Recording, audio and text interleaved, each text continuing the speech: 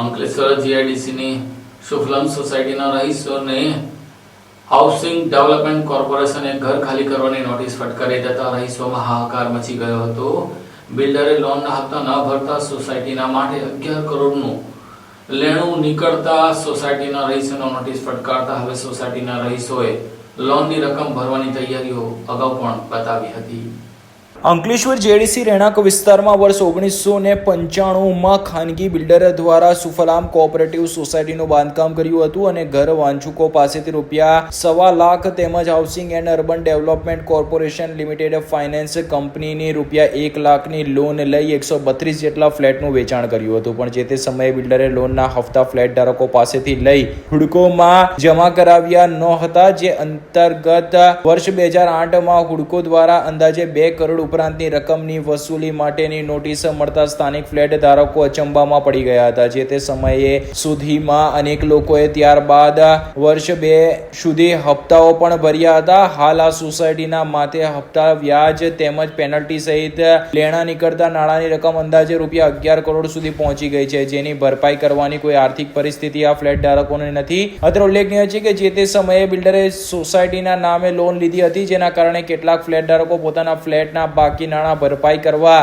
તૈયાર હોવા છતાં હુડકો તે લેતું નથી। હાલ આ સમગ્ર મામલો ડેબિટ રિકવરી ટ્રિબ્યુનલ કોર્ટમાં છે। 2 દિવસ અગાઉ હુડકોની ટીમ પોઝેશન લેવાની નોટિસ સોસાયટીમાં ચિપકાવી દેતા અનેક પરિવારો વરુણીમાં મુકાઈ જવા પામ્યા છે। ઘર ખાલી કરવાની નોટિસ સામે સોસાયટીના કેટલાક જાગૃત લોકો કોર્ટ પાસે સ્ટે મેળવવા અપીલ કરે છે, જેનો ચુકાદો આગામી તારીખ 15મી આવવાનો છે। હાલ તો સોસાયટીના 132 જેટલા ફ્લેટમાં રહેતા પરિવારો માથે લટકતી તલવાર જોવા મળી રહી છે। દરમિયાન સોસાયટીના ફ્લેટ ધારકોએ સરકાર સમક્ષ અપીલ કરી છે કે તેઓ તમામ લોનની રકમની સામાન્ય વ્યાજ સાથે ભરવા તૈયાર હોય। સરકાર દરમિયાનગીરી કરી આ પરિવારજનોને વહારે આવે તેવી આજીજી કરી રહ્યા છે।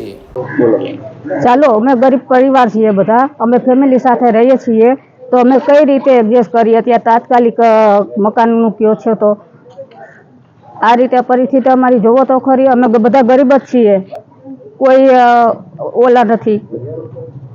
આમાં કઈ રીતે અમે જઈએ? અમે હુડકો વાળા હમણાં જ ખાલી કરી દો, અમે ક્યાં જઈશું બધા?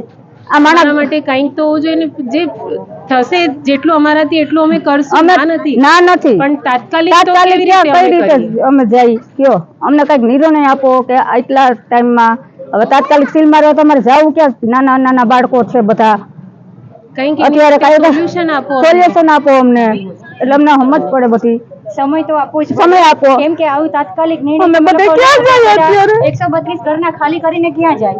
પહેલા તો એ છે, બરાબર? એટલે આટલા બધા છોકરાવાળા, નાના નાના છોકરાવાળા મધ્યમ વર્ગના પરિવાર રહે છે અહીંયા, તો તમારે અમને કંઈક તો આનો પ્રોબ્લેમનો સોલ્યુશન આપવો જ પડશે।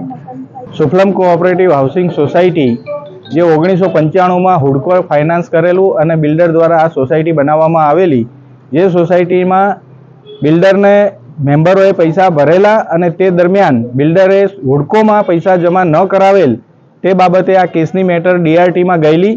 ડીઆરટીમાં મેટર ચાલી, એ વસ્તુ પણ મેમ્બરો સુધી પહોંચવા દીધી નથી। જે 2008માં સોસાયટીના મેમ્બરોને અંદાજ આવ્યો કે આવું કંઈક ચાલી રહ્યું છે, ત્યારે હુડકો સાથે સોસાયટીના મેમ્બરોએ સંપર્ક કર્યો અને જાણવા મળ્યું કે ત્યારે લગભગ 3 થી 4 કરોડ રૂપિયા ભરવાના થતા હતા, ઇન્ટરેસ્ટ ને પેનલ ઇન્ટરેસ્ટ ને બધું કેલ્ક્યુલેટ કર્યા પછી।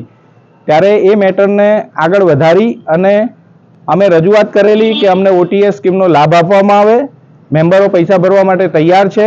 અમારા જે પુરાવા હતા, બિલ્ડરને પેમેન્ટ આપેલું અને એ બધું પણ હુડકોમાં અમે સબમિટ કર્યું, પણ હુડકોએ ડીઆરટીમાં અમને ત્યાં બોલવા દેવાનો કોઈ મોકો આપવામાં આવ્યો નહીં। ડીઆરટીમાં પણ એ સાંભળવામાં આવેલી નહીં અને ત્યાર પછી એ બાબતને 2009-10માં અમે પૈસા ભરવા માટે 2 કરોડ રૂપિયા એકઠા કરી અને અમારી પાસે એના ડેટા અને રેકોર્ડ પણ છે। અમે ત્યારબાદ ગઈકાલે જ્યારે 3 દિવસ પહેલાં અમારા ત્યાં 2 બિલ્ડિંગમાં નોટિસ ચોંટાડી ગયેલા, તે બાબતે અમે ગઈકાલે હુડકો અને ડીઆરટીનો સંપર્ક કરેલો। તે દરમિયાન ત્યાંથી અમને સ્ટે માટે અમારા વકીલ રાખી અને અમે રજૂઆત કરેલી, તે ગઈકાલે એનો સ્ટે પણ આપવામાં નહોતો આવ્યો, પણ આજનો ઓર્ડર પ્રમાણે એને સ્ટે આપવા માટે 15 તારીખ સુધી એક્સટેન્ડ કરેલું છે।